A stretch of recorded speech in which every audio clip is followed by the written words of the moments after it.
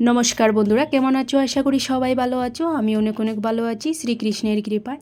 আজকে আমি শুধুমাত্র আলু দিয়ে মজাদার রেসিপি। তার জন্য এখানে কিউব করে টমেটো নিয়েছি কেটে, গোটা রসুন নিয়েছি চৌকোয়া, নিয়েছি 1 ইঞ্চি আদা, একটা পেঁয়াজ, 3টে শুকনো লঙ্কা, কিছুটা ধনে পাতা। এখানে মশলা নিয়েছি গোলমরিচ পাউডার, জিরে পাউডার, ধনে পাউডার, হলুদ পাউডার, লঙ্কা পাউডার। এই চামচ দিয়ে নিয়েছি। আগে থেকে এক চামচ নিয়েছি। জল দিয়ে আমি ভিজিয়ে রেখেছি মশলাটা। নিয়েছি 4 কোয়া রসুন কুচি। এদিকে কড়াইটা বসিয়ে দিলাম। কড়াইয়ে দিয়ে দিয়েছি সর্ষের তেল পরিমাণ মতো। রসুন, পেঁয়াজ, ধনে পাতা, লঙ্কা, টমেটো, পেঁয়াজ, আদা একসাথে দিয়ে দিলাম।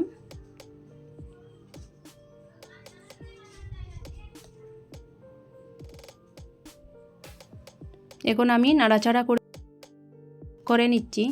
দিয়ে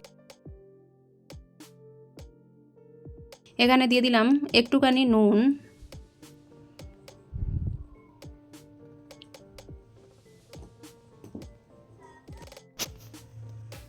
আলুর গ্রেভি বানানোর জন্য এই টমেটো মশলাটা লাগবে। এখন দিয়ে দিলাম ভিজিয়ে রাখা মশলাগুলো। মশলাটা আমি দেওয়ার পর খুব ভালোভাবে নাড়াচাড়া করে নিচ্ছি। তো দেখো একদম সফট হয়ে এসেছে। এখন আমি নামিয়ে বেশ কিছুটা আমি ব্লেন্ড করে নিয়েছি, আর কিছুটা আস্ত রেখে দিয়েছি। এদিকে আবারও কড়াইটা বসিয়ে দিলাম। দিয়ে দিলাম সর্ষের তেল। তেলটা গরম হয়ে এসেছে। কুচি করে কাটা রসুনটা দিয়ে দিলাম। তো রসুনটা আমি একদম লালচে করে ভেজে নেব। আর এখানে পেঁয়াজ নিয়েছি কুচি কুচি করে কেটে।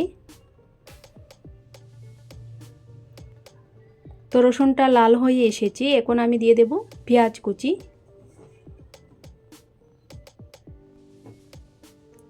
পেঁয়াজটা খুব সুন্দর করে ভেজে নেব, একটু লালচে করে।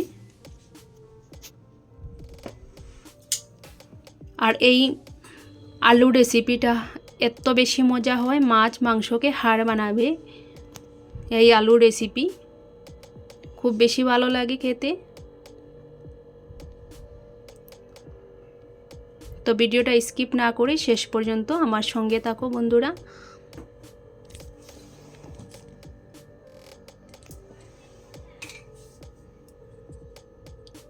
তো পেঁয়াজটা লালচে হয়ে এসেছে। এখন আমি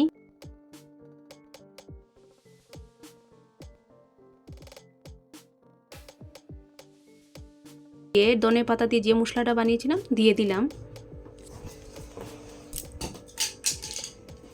এখন দেখো এখানে আগে থেকে ভেজে রাখা আলু আমি দিয়ে দিলাম। একসাথে আমি কষিয়ে নেব মশলার সাথে, তাতে খেতে আরও বেশি ভালো লাগবে আলুগুলো। এখন দিয়ে দেব 1 মিনিটের জন্য ঢাকনা। এখন দিয়ে দিচ্ছি স্বাদ অনুযায়ী নুনটা দিয়ে নাড়াচাড়া করে নিচ্ছি। তারপর দিয়ে দিচ্ছি এখানে জল, 1 কাপ জল দিয়ে দিলাম। জলটা দিয়ে আমি 3 মিনিটের জন্য ঢাকনা দিয়ে দেব। 3 মিনিট হয়ে গেছে, ঢাকনাটা সরিয়ে নিলাম। খুব সুন্দর ফুটে এসেছে।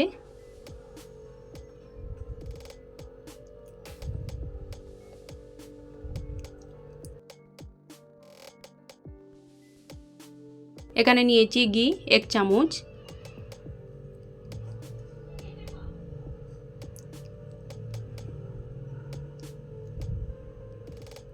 সম্বাসে দেব শুধুমাত্র ধনে পাতা দিয়ে। ধনে পাতা জ্বালিয়ে দিলে ফ্লেভারটা এত বেশি ভালো আসে যে বলার বাহিরে।